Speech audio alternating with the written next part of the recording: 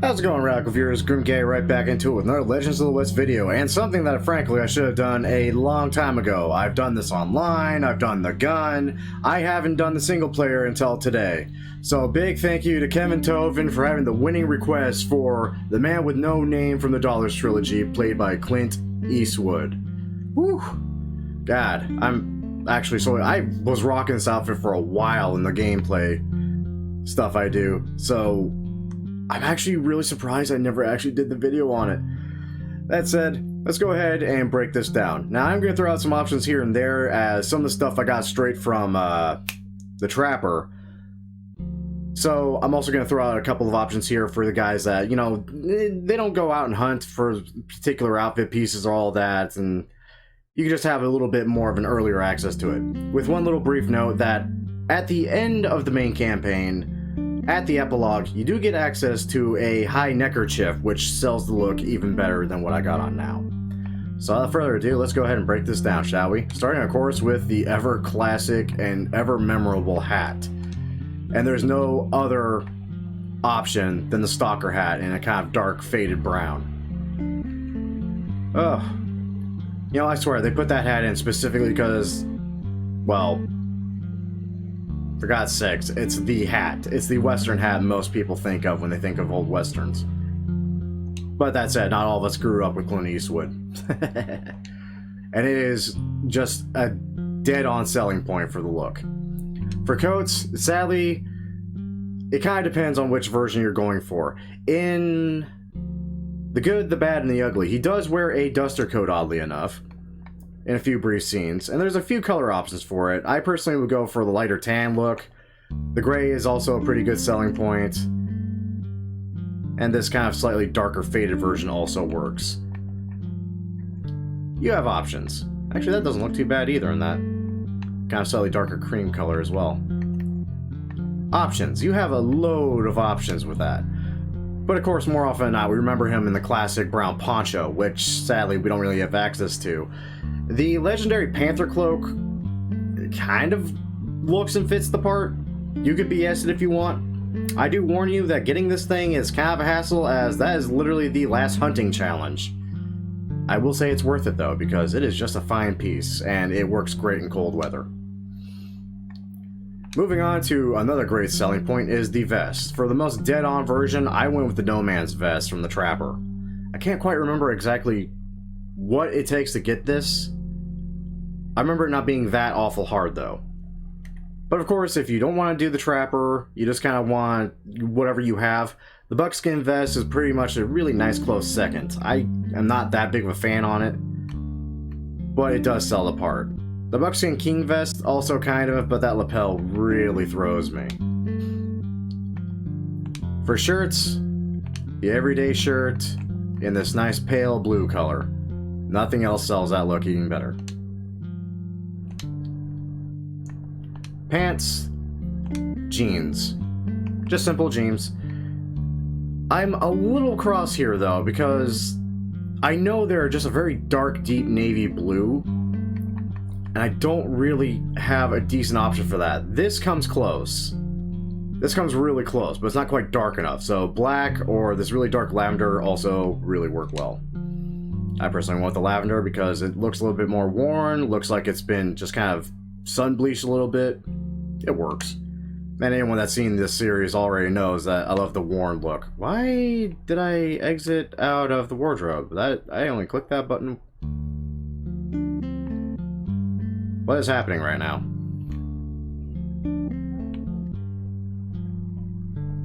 Oh, the shop's closed. That's my bad. Whoops. Well, that being the case, let's go ahead and hop right on out, and then we'll just wait for day. So one quick jump cut later. My bad, guys. God, I swear, I need to keep better track of time in this game. My dear sweet lord. Okay, back to where we were. We left off on pants. Ooh, lordy. And of course, be sure to check out the links down below to just BS with me over at Twitter. Check out the Patreon, all that usual crap I need to throw out there just because I feel obligated to. And as usual, if you enjoy these videos, be sure to like the video, subscribe to the channel, hit that bell notification so you know whenever I upload a video. Though, bear in mind, I'm usually on a pretty good schedule. Every Friday is going to be Legends of the West. Back to the outfit. Suspenders, not going to see them, doesn't really matter. Dealer's choice ultimately. No chaps at all. For boots, there's a lot of options for this. I personally want these worn roper boots, just for the simple fact that the color I have access to really sold the look. Mine are dirty as hell though, so it kind of throws it off a little bit.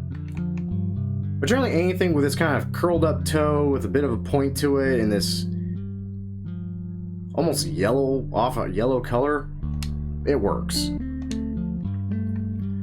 For spurs, I'm gonna say my usual Neller or Gurdon spurs are the best selling points here. I always go for the classic what people think about spurs when they hear the word spurs. And generally this star pattern on the Neller on the Gurdon are usually what comes to mind.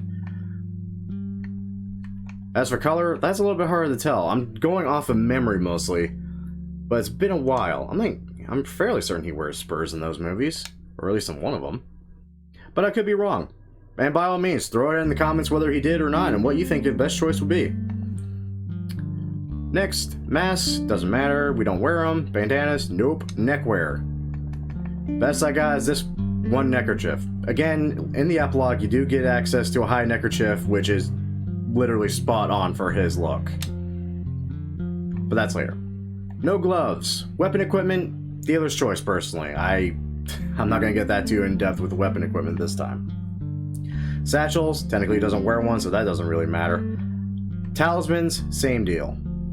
Like, a lot of this can be dealer's choice. Me personally, I did throw on the alligator tooth talisman just because in some of the movies he's wearing that wrist brace. Or bracer. Something. I don't know what the hell it's called. But I do know he wears one. And while the alligator tooth talisman definitely is no wrist brace or anything like that, it's a nice little bracelet and it's kind of fun to throw around. But of course, you don't need to have that on. You can just roll down the sleeves and call it good there. That all said, that's about it for this outfit. And of course, there's a bunch of other stuff you could do to him. Like, for example, I could have very well just shaved this beard down to maybe a level 2 to fit the look a little bit better. Actually, the hair is about spot on for the length. I think it's a pretty good rendition. And be sure to check out my video on how to do his gun as well, as I personally feel I got that sucker about spot on. At least with his single action army version. I keep wanting to say the new army version, but I know that's wrong. It's kind of a close bet. It would basically be the same design. But the single action army, since we actually have the cattleman as a single action army, fits just so much better.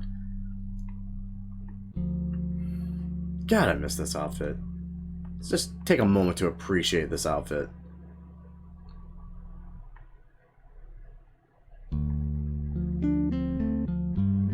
Man, I miss this look. I also miss my Red Harlow look. I think in my future videos I'm going to go back to Red Harlow. I do miss that. That all said, that's it for this video. And as usual, I hope you all enjoyed. If you all did enjoy, as I said before, be sure to like the video, subscribe to the channel, hit that bell icon so you know when I'm putting up another video in the day. And by all means, just share it around with all your friends. Whew. Also, one little brief announcement, and I'm actually really sorry to say this. I did promise we were going to start a little Grim and Friends series on the channel. It was going to start Saturday. Sadly, my brother-in-arms here on YouTube, Big J, he's kind of having personal life issues. I'm not going to give too many details on it, but basically, Grim and Friends is going to be postponed for a little bit. I don't know how long. I'm hoping we can get that series going and on track, because honestly, I have a lot of fun playing with that man and all my friends. And just showing all my wonderful viewers all the fun we can have in those games. I was really looking forward to playing World War Z. Oh well. Once again, thank you all for watching. Till next time, kids. Take care now. Bye-bye then.